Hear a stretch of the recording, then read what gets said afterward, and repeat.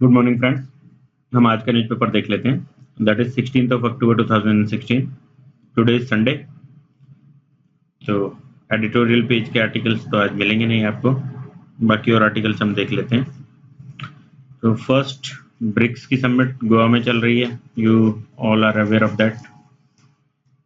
आज उसके 15 और 16 2 दिन का वो मीट है। 16 को मतलब आज उसका जॉइंट स्टेटमेंट्स आ जाएंगे।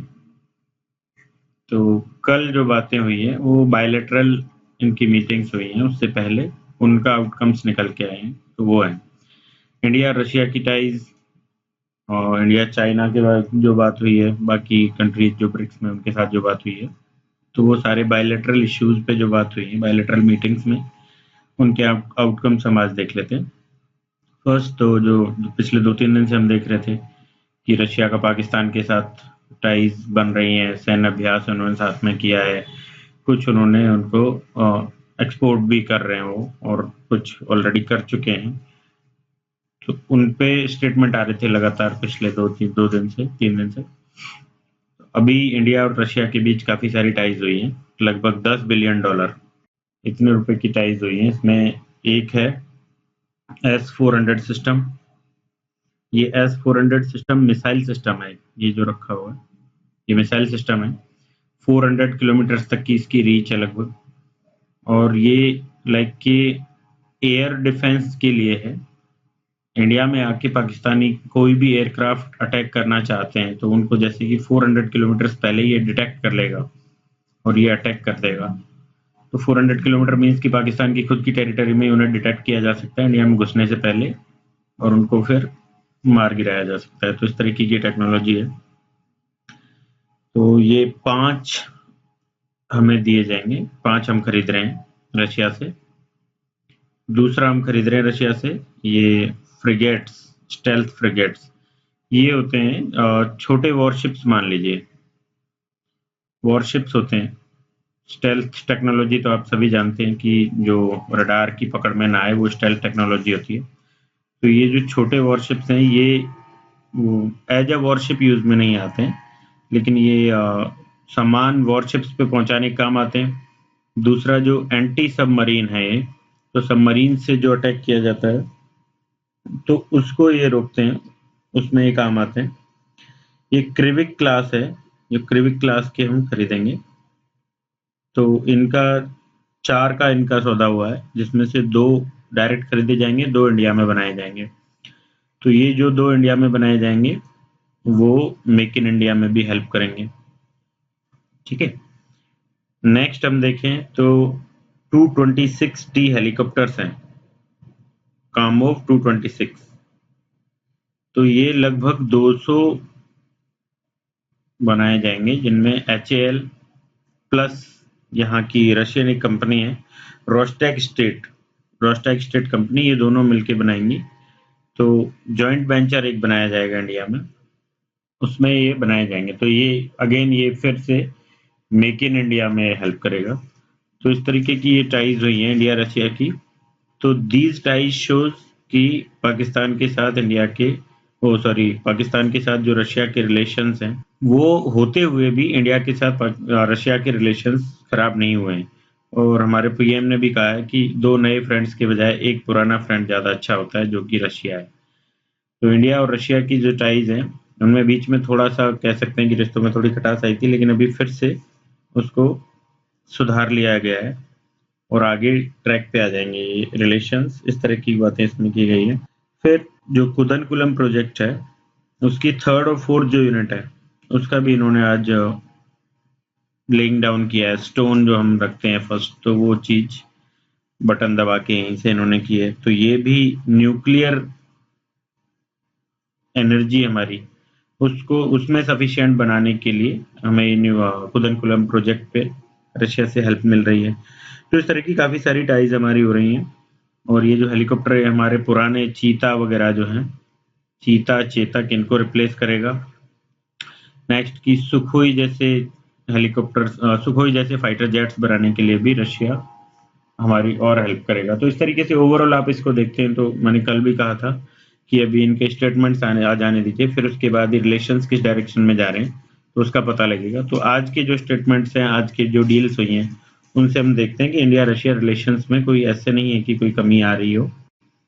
तो हम ओवरऑल ये मान सकते हैं कि ठीक है यार, रिलेशंस आर गुड और we are heading towards a good time. भले ही ये पाकिस्तान के साथ इनका हुआ है, तो पाकिस्तान के लिए ये बैकिंग देते हैं कि हमारा पाकिस्तान के साथ जो रिलेशन है वो ऐसा रिलेशन नहीं है कि हम उनको कोई फाइटर जेट्स वगैरह उनको सप्लाई कर रहे हो, या फिर आर्मी के कुछ जो भी हथियार वगैरह हम सप्लाई कर रहे हो। हमारा जो रिलेशन है बस वो ट्रांसपोर्ट के लिए हमने उनको हेलीकॉप्टर सप्लाई किए हैं। दूसरा, पाकिस्तान खुद भी आतंकवाद से, टेररिज्म से परेशान कंट्री है, तो इसलिए हमने उसके साथ सैन्य अभ्यास किया है। नेक्स्ट आर्टिकल हम देखते हैं। नेक्स्ट आर्टिकल अगेन बिम्स्टेक से रिलेटेड है। गोवा मीट में बिम्स्टेक का क्या रास्ता है, तो अब देखते हैं हम।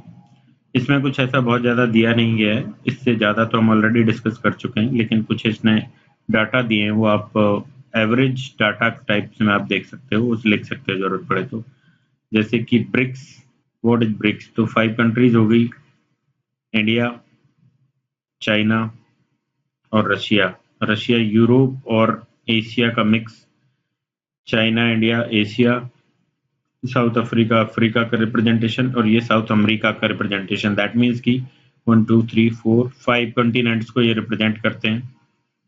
नेक्स्ट की almost half of the population इनमें बसती है, और 1/4 ऑफ द वर्ल्ड जो जीडीपी है लगभग उतनी इन कंट्रीज से मिलके बनती है। तो हम देख सकते हैं कि ये एक बड़ा टाइगर आप मान सकते हो। It is a big cat, big tiger of the world in field of economy and in field of population both. It represents uh, 1/2 of the world population. तो ये वेस्ट की जो पावर्स हैं उनके सामने एक बहुत बड़ा फोरम खड़ा हो गया है। ये शक्ति प्रदर्शन टाइप एक मान सकते हो इमर्जिंग कंट्रीज का। सॉरी, कैलकुलेशन मिस्टेक हो गई, 5 नहीं 4 हो रहे हैं टोटल कॉन्टिनेंट्स। 4 कॉन्टिनेंट्स को 5 कंट्रीज रिप्रेजेंट कर रही हैं। ठीक है, इसके आगे हम देखते हैं कि इसने इस आर्टिकल में अब बिम्स्टेक को कैसे एक अच्छा वो बताया है। ये फिर आगे इनकी समस्याएं बताता है कि ठीक है दे आर रिप्रेजेंटिंग दिस, लेकिन इनमें समस्याएं क्या क्या है कि चाइना अभी जूझ रहा है, इसका मैन्युफैक्चरिंग सेक्टर डाउन पे चल रहा है, इसका जीडीपी ग्रोथ डाउन हो रही है। रशिया, इस पे सैंक्शंस लगा दिए गए यूरोप और यूएसए ने। नेक्स्ट की oil and gas prices, oil gas की वजह से जो इसकी इकोनॉमी है तो ये प्राइसेज डाउन है। हथियार ये बेच के अपने पैसे कमाता है इधर उधर से, तो वो भी डाउन है, वो भी बहुत ज़्यादा इसके नहीं बिक रहे हैं, किसी को दे नहीं पा रहा है। तो चाइना हो गया, रशिया हो गया, ब्राज़ील। ब्राज़ील में हम देखें तो ब्राज़ील की प्रॉब्लम थी कि ये भी ऑयल से अपने इकोनॉमी कंट्रोल करता था, ऑयल से पैसा कमाता था, तो उसका भी डाउन हो गया। नेक्स्ट हम देखें साउथ अफ्रीका, तो साउथ अफ्रीकन जो मिनिस्टर हैं उनका कहना है कि, फाइनेंस मिनिस्टर का क्या कहना है कि हमारे यहाँ पे अनएम्प्लॉयमेंट बढ़ रहा है, ये 26% है अनएम्प्लॉयमेंट की रेट। नेक्स्ट ये बोल रहे हैं कि हमारे यहाँ पे इकोनॉमिक स्लो डाउन चल रहा है, इवन क्राइसिस चल रहे हैं लास्ट 1 ईयर से। और इंडिया इटसेल्फ, इंडिया में भी प्रॉब्लम्स चल रही हैं कि इंडिया का जो आईआईपी है, इंडस्ट्रियल जो प्रोडक्शन का इंडेक्स होता है, वो स्लो डाउन दिखा रहा है। तो ओवरऑल हम देखते हैं कि इन पांचों के साथ कुछ कुछ प्रॉब्लम्स चल रही हैं। तो उस सिनेरियो में, और जिसमें भी फिर आगे देखते हैं कि एक सिनेरियो इनका इस इकोनॉमिक स्लो डाउन का है, दूसरा हम देखते हैं कि इनके आपसी रिलेशंस जो हैं उनका हम देखते हैं कि चाइना चाहेगा कि जो साउथ चाइना सी है उसके बारे में कोई गलत स्टेटमेंट या फिर कोई ऐसी बात इसके जॉइंट स्टेटमेंट में ना आए, और दूसरा कि साउथ चाइना सी में जो चाइना की पॉलिसी है उसको ब्रिक्स उसको सपोर्ट करे, ऐसा चाइना चाहेगा, जबकि इंडिया नहीं चाहेगा। इंडिया वियतनाम रिलेशंस बढ़िया है, इंडिया यूएसए रिलेशंस बढ़िया है, तो इंडिया नहीं चाहेगा। नेक्स्ट रशिया चाहेगा कि सीरिया में जो हम कर रहे हैं उस पे बैक सपोर्ट हमें ब्रिक्स से मिले, बट स्टिल उसमें भी इंडिया नहीं चाहेगा कि उसको बैक सपोर्ट वहां किया जाए, क्योंकि इंडिया यूएसए रिलेशंस बेटर हैं। नेक्स्ट हम देखते हैं तो फिर पाकिस्तान के बारे में हम चाहेंगे खुद कि पाकिस्तान को एक टेररिस्ट स्टेट ठहराया जाए, लेकिन ना चाइना पाकिस्तान को टेररिस्ट स्टेट ठहराने को तैयार होगा, और दूसरा रशिया भी हो सकता है इतना बोल्डली उस चीज को ना लिखे, क्योंकि उसकी भी अभी टाइज बनी है। हालांकि रशिया ने कहा है कि हम अगेंस्ट टेररिज्म है और हम उन्होंने स्टेटमेंट्स भी काफी बोल्ड दिए हैं, लेकिन फिर भी हो सकता है पाकिस्तान के अगेंस्ट इस तरीके से ना लिखे हों। तो एक ये चीज हुई कि ओवरऑल हम देखते हैं कि इनके ठीक है पॉजिटिव पॉइंट्स भी हैं बट स्टिल इनके नेगेटिव पॉइंट्स भी हैं, और इनका जो एक यूनियन है उस यूनियन में देर आर डिफरेंसेज ऑल्सो। तो उन डिफरेंसेज की वजह से ये बहुत ज्यादा अपना कनेक्टिविटी जो है उसको बाहर निकल के एक सुर में बोले, ऐसा नहीं पॉसिबल है। तो फिर नेक्स्ट चीज कि इंडिया के पास अब क्या रास्ता बचता है कि इंडिया जाए बिम्स्टेक के थ्रू। बिम्स्टेक ये आसियान और सार्क दोनों का मिक्स जो हम कहते हैं, इसका ब्रिजिंग हम कहते हैं। तो इसके थ्रू इंडिया जाए, अपने जो इश्यूज हैं पाकिस्तान जैसे इश्यूज हैं उनको लेके इसको बिम्स्टेक के थ्रू आगे बढ़ना चाहिए। अपनी टाइज जो है इकोनॉमिक टाइज पड़ोसी देशों से करने के लिए इसको बिम्स्टेक के थ्रू आगे बढ़ना चाहिए। तो जैसे कि सीपीईसी जो है इकोनॉमिक कॉरिडोर, जो उसमें चाइना ने पाकिस्तान को इन्वॉल्व कर लिया है, तो इंडिया का अब उसमें इंटरेस्ट कम है। तो अब इंडिया के पास क्या रास्ता बचता है अड़ोस पड़ोस के देशों से अपनी एक्ट ईस्ट पॉलिसी को स्ट्रेंथन करने के लिए। तो उसके पास रास्ता एक्ट ईस्ट प्लस जो सार्क में टूटा है, सार्क में प्रॉब्लम्स आई है पाकिस्तान को एक अलग करने के लिए सार्क का बहिष्कार किया गया। तो उन सब चीजों के मामले में बिम्स्टेक एक फाइनल रास्ता बचता है। तो बिम्स्टेक को फिर ये आगे कहते हैं कि बिम्स्टेक 1997 में बिस्टेक के नाम से बना था, जिसमें पहले 5 कंट्रीज थी, लेकिन अभी इसको बे ऑफ बंगाल इनिशिएटिव करके और इसमें भूटान नेपाल भी जुड़ गए हैं। तो इस तरीके से जो बिम्स्टेक है, बिम्स्टेक को इकोनॉमिक फ्रंट पे हम यूज में लें और एक्ट ईस्ट पॉलिसी के लिए हम यूज में लें, इस तरीके की बातें ये कर रहे हैं। लेकिन नेक्स्ट ये कह रहे हैं कि जियो पॉलिटिकल इश्यूज के लिए हम बिम्स्टेक को यूज में ना लें, अदरवाइज तो हमारा जो एम है कि हम इंडियन इकोनॉमी को आगे बढ़ाएं, ग्रोथ रेट हमारी आगे बढ़े, ग्रोथ हो, तो उस एम से हम पिछड़ जाएंगे। और जियो पॉलिटिक्स के लिए यदि हम इसको यूज में लेने लगे, जैसे कि सार्क में अभी हुआ है कि जियो पॉलिटिकल इशू पाकिस्तान के साथ जो इशू और अटैक के बाद, उसके बाद सार्क की मीटिंग ही हेल्ड नहीं हो पा रही है, जा नहीं रहे लोग, बहिष्कार कर दिया है। मीटिंग हेल्ड हो रही है लेकिन बहिष्कार कर दिया है लोगों ने। तो वो प्लेटफॉर्म ठीक है, एक प्लेटफॉर्म वो ठीक है जियोपॉलिटिकल इश्यूज को उठाने के लिए, पाकिस्तान को अलग करने के लिए, लेकिन बिम्स्टेक को इस काम में हम ना लें। बिम्स्टेक को हम इकोनॉमिक ग्रोथ के लिए हम यूज में लें। इस टाइप की बात इन्होंने की है कि अभी तक उसमें वो आगे नहीं बढ़ पा रहा था क्योंकि उसको तवज्जो नहीं दिया जा रहा था। उसमें एक फंड्स की प्रॉब्लम थी, उसका कोई एक हेडक्वार्टर भी नहीं था, लेकिन 2011 में उसको हेडक्वार्टर अलॉट कर दिया गया बांग्लादेश में, ढाका में। फिर उसका एक सेक्रेटरी जनरल भी बना दिया गया 2014 में, जो श्रीलंका के एक डिप्लोमेट है सुमित, उनको बनाया गया। तो इस तरीके से अभी बिम्स्टेक आगे बढ़ रहा है धीरे धीरे। तो we should use this platform to strengthen our economy, to strengthen our act east policy, इस तरह की बात इस आर्टिकल में की। नेक्स्ट हम देखते हैं ये चाइना का स्टैंड, जो बायलैटरल हमारे इनसे टॉक्स हुई हैं उसमें, कि मसूद अजहर जो यूएन सिक्योरिटी काउंसिल का 1267 committee, it is on terror sanctions. तो ये इसमें 1267 में मसूद अजहर जैश ए मोहम्मद का जो लीडर है उसको इंटरनेशनल टेररिस्ट घोषित करने के लिए इंडिया ट्राई कर रहा है, लेकिन चाइना का स्टैंड अभी भी उस पर यही है कि ये एक इंटरनेशनल टेररिस्ट इसको घोषित नहीं किया जा सकता, एक रीजनल प्रॉब्लम है, रीजनल इश्यू है, रीजनल टेररिस्ट है, इस तरीके की बात इन्होंने की है। तो उनका अभी भी कोई सपोर्ट नहीं है इस पे। नेक्स्ट इन्होंने एनएसजी की बात की है, तो एनएसजी पे भी कोई खुल के सपोर्ट नहीं किया है, बस टॉक से स्टार्ट हुई है। तो कुछ बहुत ज्यादा काम का ये नहीं है, बहुत स्टैंड भी नहीं बदला इनका। नेक्स्ट आर्टिकल हम देख लेते हैं। तो हमारे वाइस प्रेसिडेंट हामिद अंसारी, ये हंगरी की विजिट पे है 3 दिन की। तो वहां जाके इन्होंने 2 कॉपरेशन साइन हुए, 2 एग्रीमेंट साइन हुए। उसमें बहुत काम का कुछ नहीं, बस दोनों एग्रीमेंट आप देख लें। तो एक तो है वाटर मैनेजमेंट पे एग्रीमेंट है, दूसरा है आईटी से रिलेटेड, इंफॉर्मेशन टेक्नोलॉजी। तो ये भी कुछ बहुत काम का नहीं है, और जनरली ऐसा होता भी नहीं है कि छोटी कंट्रीज पे कोई क्वेश्चन बनाया जाए। जैसे हंगरी क्वेश्चन बनता है तो मेजर इश्यूज पे बनता है आईआर से रिलेटेड, लेकिन फिर भी ठीक है, आप अपने कुछ नोट्स हो तो उसमें अपडेट कर सकते हैं। हाँ, एक चीज़ मैं ये बोलना चाहूँगा कि आपके जो नोट्स हैं आईआर के, उन आईआर के नोट्स में 1-2 पेजेज़ आप एक्स्ट्रा छोड़ के रखिए, ताकि उन पेजेज़ में नेक्स्ट जो भी चीज़ आए, कुछ समझौते वगैरह हों, उनमें आप 1-1, 2-2 लाइन, 4-4 लाइन आप जोड़ सको। जैसे कि ब्रिक्स के मामले में आपका कुछ नोट्स होंगे, तो उन नोट्स में ये इस वाली समिट को भी आप जोड़ सको, और कुछ बिमस्टेक वगैरह जो भी है, जिस भी कंट्री के साथ रिलेशंस हैं, उनका एक प्रॉपर तरीके से लिखा हुआ होता है। फिर उसके बाद 1-2 पेजेज हों तो आप उसमें जोड़ सकते हो, जिससे कि वो आपको लगातार काम आता रहेगा। नेक्स्ट हम देखते हैं, तो नेक्स्ट ये है भलसवा में, जो वहाँ से एयर पॉल्यूशन हो रहा है फसलों को जला देने की वजह से। ये क्वेश्चन लास्ट ईयर आ चुका है।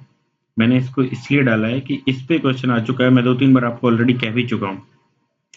एयर पॉल्यूशन पे क्वेश्चन आ चुका है, दिल्ली में जो सबसे ज़्यादा है, बाकी सिटीज़ से ज़्यादा है, तो उसका क्वेश्चन बन चुका है। अब सॉलिड वेस्ट पे क्वेश्चन आ सकता है इस बार, क्योंकि हमारे सिलेबस में डायरेक्ट मेंस के सिलेबस में ये लिखा गया है कि एनवायरनमेंट से रिलेटेड जो भी चीज़ें हैं, कंजर्वेशन, एनवायरमेंटल पॉल्यूशन और डिग्रेडेशन, ये सब चीज़ें हमारे सिलेबस में है। दूसरा एनवायरमेंटल इम्पैक्ट असेसमेंट, ये चीज़ भी हमारे सिलेबस में है।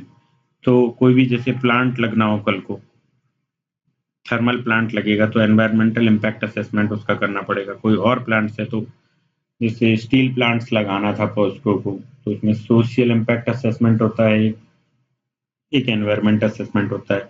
पेड़ कटेंगे तो एनवायरमेंट इफेक्ट होगा, सोसाइटी डिस्प्लेसमेंट होगा तो सोशल इम्पैक्ट असेसमेंट होगा।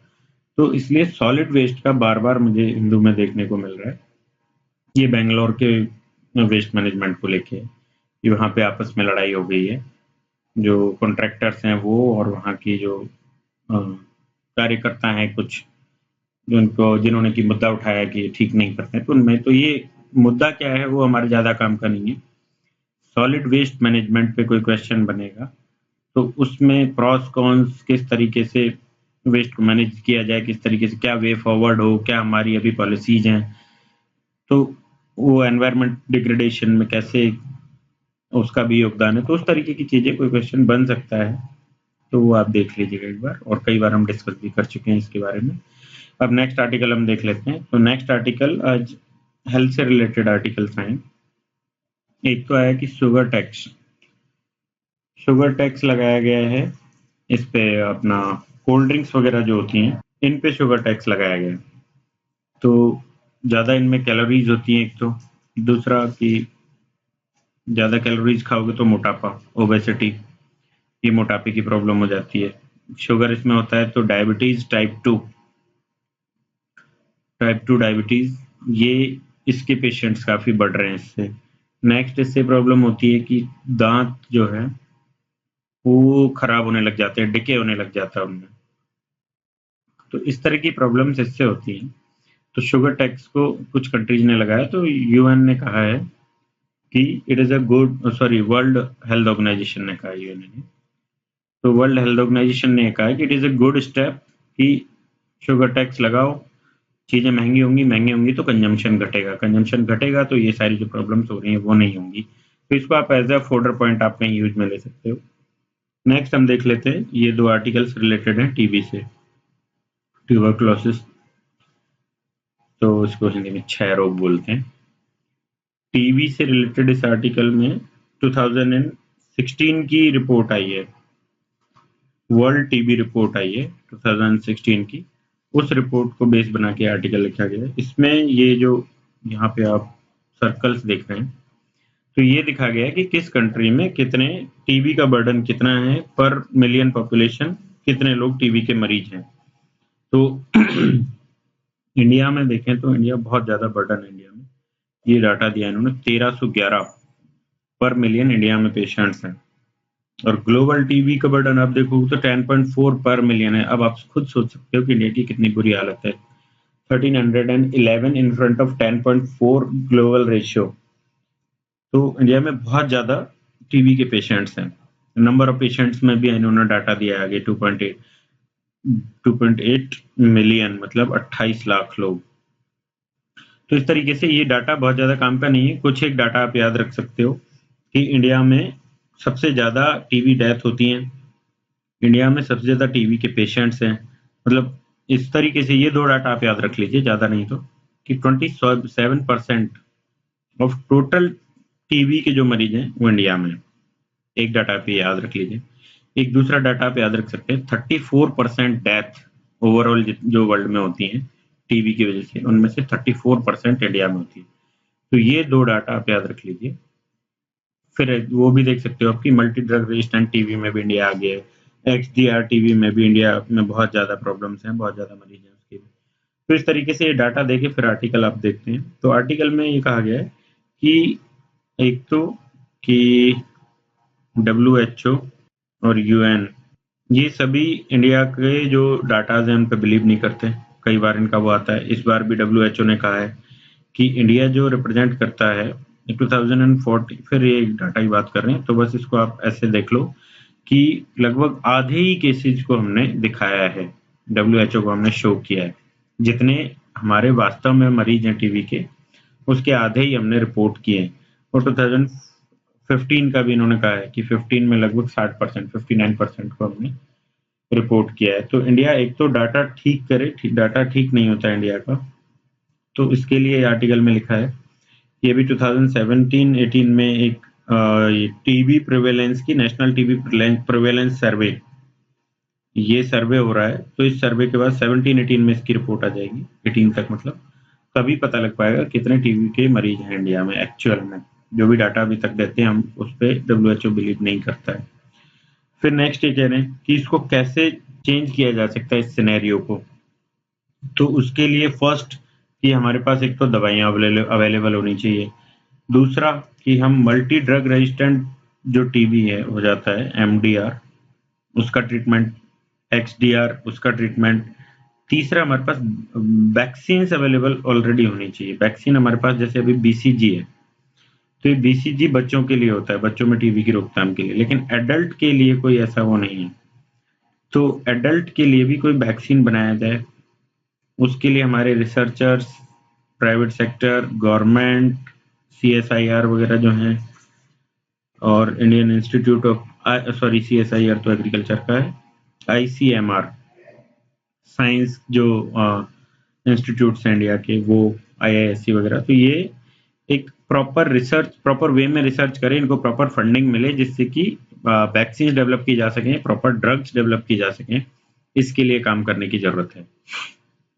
तो फर्स्ट फील्ड हो गया कि डिटेक्शन, कितना है मरीज उनको डिटेक्ट किया जाए। इरेडिकेशन की हम पॉइंट्स की बात कर रहे हैं कि किस तरीके से इसे खत्म किया जा सकता है। तो ये इरेडिकेशन का फर्स्ट पॉइंट डिटेक्शन होना चाहिए, प्रॉपर टाइमली डिटेक्शन होना चाहिए, जितने मरीज हैं उनका हो जाए डिटेक्शन। सेकंड की ड्रग्स जो HDR MDR टाइप की प्रॉब्लम्स हैं, उन टीबी की उन वेरिएशंस जो है उनके लिए भी हमारे पास प्रॉपर ड्रग्स हो। पहले अभी तक हम जो देखते हैं कि जो ड्रग्स थे, डॉट्स आता था, उसके बाद 2 नए और लाए गए, बेडाक्विलिन और डेलामिनेड, ऐसे करके 2 ड्रग्स और आए थे, लेकिन वो भी इनफ नहीं है। XDR के लिए और चाहिए हमें ये जो रेजिस्टेंट टीबी है, ये एक स्टेप के बाद रेजिस्टेंस बढ़ता जाता है इनमें, बैक्टीरिया का रेजिस्टेंस।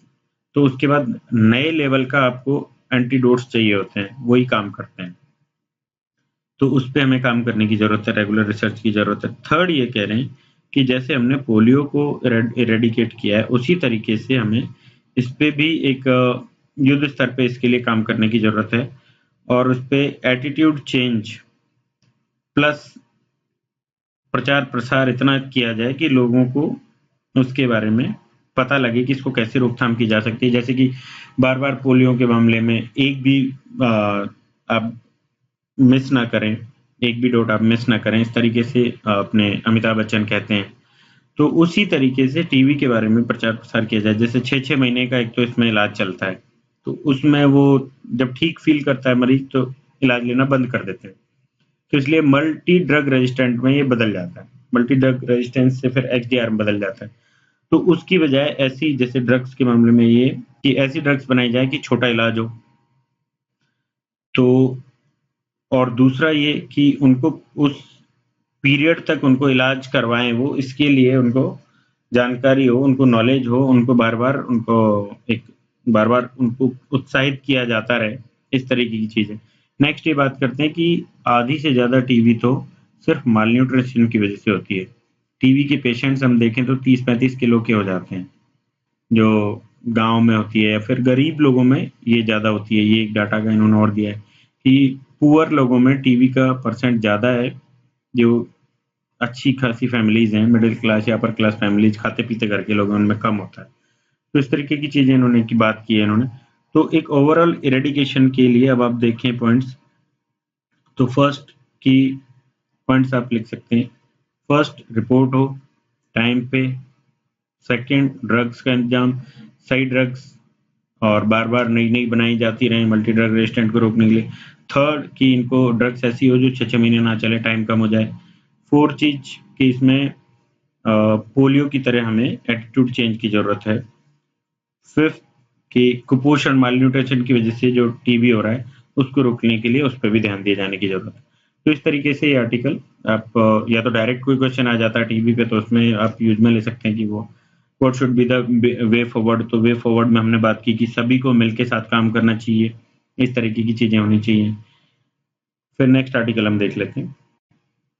ये है HFC से रिलेटेड है। HFC क्या होता है? ये होता है हाइड्रोफ्लोरोकार्बन, जो CFC हम पढ़ते हैं मॉन्ट्रियल प्रोटोकॉल में, जो ओजोन डिप्लीशन के लिए जिम्मेदार है। ये है क्लोरोफ्लोरोकार्बन और ये है हाइड्रोफ्लोरोकार्बन। तो दोनों में डिफरेंस इतना है कि ये ओजोन डिप्लीशन करते हैं और ये ग्रीन हाउस गैसेज हैं। HFC जो है वो ग्रीन हाउस गैसेज है, GHG, और ये बहुत ज्यादा स्ट्रॉन्ग मतलब वो है GHG है, जैसे कि इसमें डाटा दिया है 14,800 times of carbon dioxide CO2। 1 ton HFC आपका है तो वो इक्वलेंट होगा 14,800 टाइम्स CO2 के, 1 टन के। और now you can think of that कि कितना ज्यादा 1 टन भी निकल रहा है, तो वो इतना ज्यादा हम एक साथ ग्रीन हाउस गैस बढ़ा दे रहे हैं जितना कि कार्बन डाइऑक्साइड का 15,000 टन लगभग निकलता, तब उतना ही इफेक्ट होता। तो ये जो है ये बहुत डेंजरस है हमारे लिए। HFC रेफ्रिजरेशन में यूज में आता है, तो रेफ्रिजरेटर्स में, एयर कंडीशनर्स में इसे यूज में लेते हैं। तो इसे खत्म करना है, इसे बंद करना है, इसके लिए ये मीट थी दिल्ली में। अब उस पर लगभग 197 कंट्रीज ने हाँ कर दिया है कि हाँ हम इसे खत्म कर देंगे, टाइम पीरियड डिफरेंट डिफरेंट रखा जाएगा। तो मॉन्ट्रियल प्रोटोकॉल जो है उसमें अमेंडमेंट के थ्रू इसको इम्प्लीमेंट किया जाएगा। तो इसमें इंडिया ने कहा है कि हम 2028 तक हमारा खत्म कर लेंगे, और वो भी उन्होंने बताया कि कितना क्या खत्म करेंगे, इसका इन्होंने डाटा दिया है। 2028 तक हम 15% खत्म कम कर लेंगे 2025 का जो लेवल होगा। 2028 तक हम इसका यूज बंद कर देंगे, इस तरीके से कहा, सॉरी। और जो 2025 का हमारा लेवल बनेगा इसका, उसका 15% रिडक्शन हम 2047 तक इसका कर देंगे। इसी तरीके से बाकी कंट्रीज ने भी कुछ कुछ बातें की। अफ्रीका का बताया इन्होंने किस तरीके से उसने वो खत्म करेंगे। बाकी डेवलप्ड कंट्रीज बोल रही हैं 2018 तक ही हम इसका यूज बंद कर देंगे।